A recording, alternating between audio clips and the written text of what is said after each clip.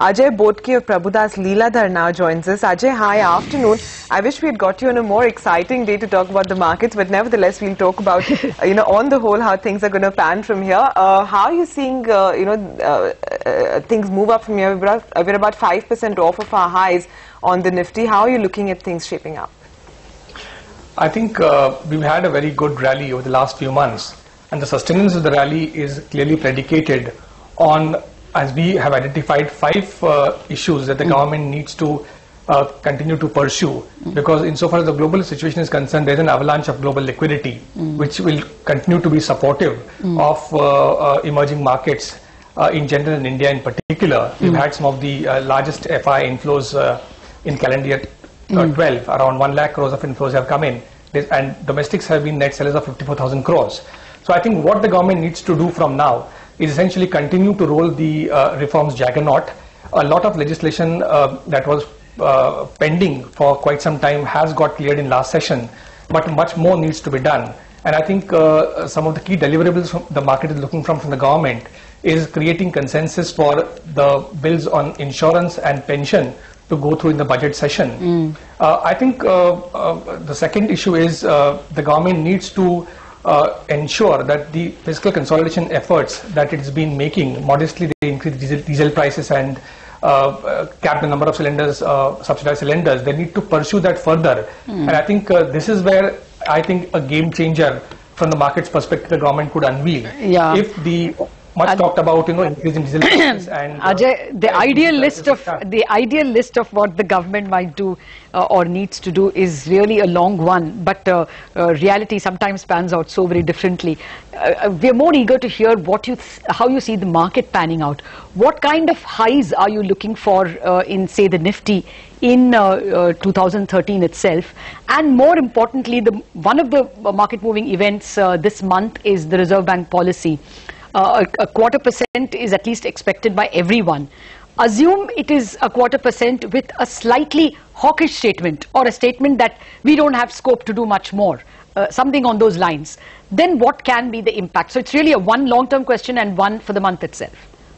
Yeah, I think insofar as the Jan policy is concerned, even we are expecting the RBI to start cutting rates, and a 25 basis point cut is what we are factoring in. Broadly, over the next 12 months, we are expecting around 75 basis points rate cut to happen. Obviously, dependent on the growth concerns which are there, inflation slowing down, commodity prices have remained benign. So I think from that perspective, a 75 basis point cut looks likely.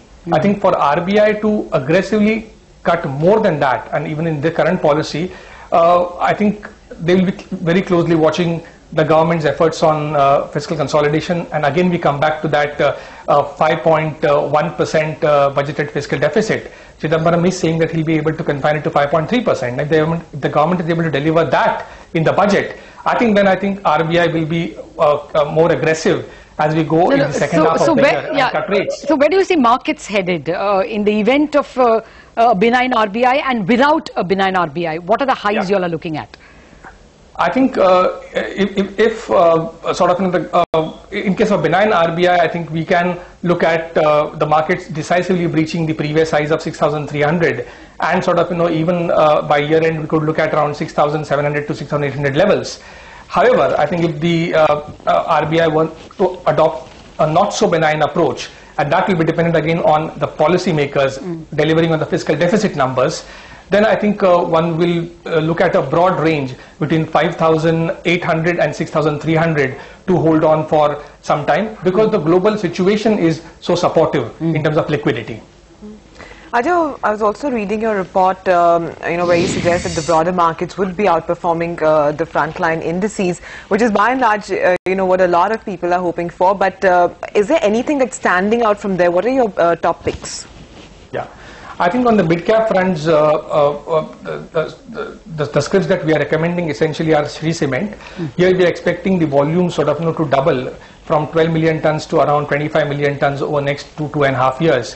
And the company, I think, is one of the strong players in the northern belt, has extremely good corporate governance, good return ratios. So that's one stock that we are recommending strongly. Among the other mid caps on financials, I think we are looking at J&K Bank. We had put J&K among our top picks for last now 3 to 4 months, and we still feel that there is good money to be made in J&K Bank. In Bharat Electronics is one script on the engineering side which we like. Fourth quarter typically is the quarter when a large bunching of order inflows happens, and more so in defense. This is the Jan to March quarter is the bumper quarter. So Bharat Electronics is a stock that we are recommending. On pharmaceuticals, I think on the mid-cap side, Torrent Pharmaceuticals is what we're looking at. The fact that rubber prices have come up so sharply due to global glut makes us positive on Apollo Tyres. On the oil and gas side, Indraprastha Gas is what we are looking at.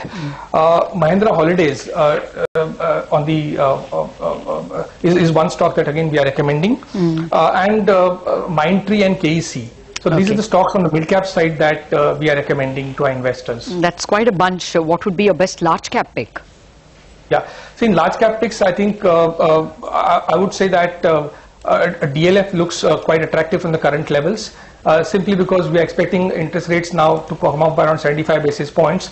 The company's debt will come up from 24,000 to around 15,000 by June, and to around 18,000 crores by March because of sale of non-core assets. And the company is also expecting to raise some equity. On the banking side, I think, some of the beta banks like ICICI Bank is what we are looking at.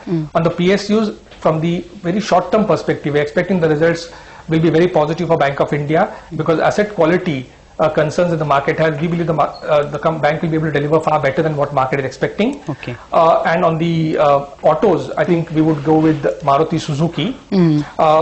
And on the software, I think we'll be looking at Wipro, Ranbaxy and Reddy's. On pharmaceuticals, large caps is what we're looking at. All right, that's quite a bunch. So what is the EPS growth you are working with for the current year and FY14? Yeah, Lata, for the current year, we are looking at an EPS growth of 9.5%. Okay. We are looking at 372 rupees of EPS for the current Nifty, year. that will be. So the, Nifty EPS, free float Nifty EPS. Yeah. Next financial year, our bottom-up analysis shows that the Nifty EPS should be around 432 rupees. That's a growth of around 16% from the current from FY13. So we are essentially looking at